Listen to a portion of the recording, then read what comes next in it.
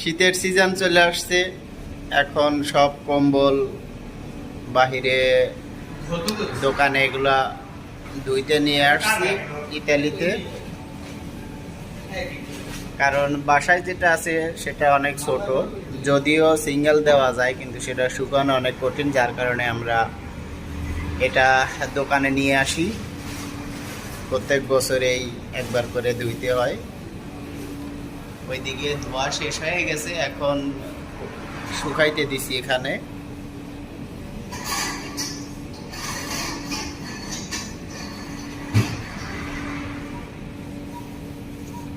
শীতের সিজন কি করার, পরিষ্কার করতে হবে।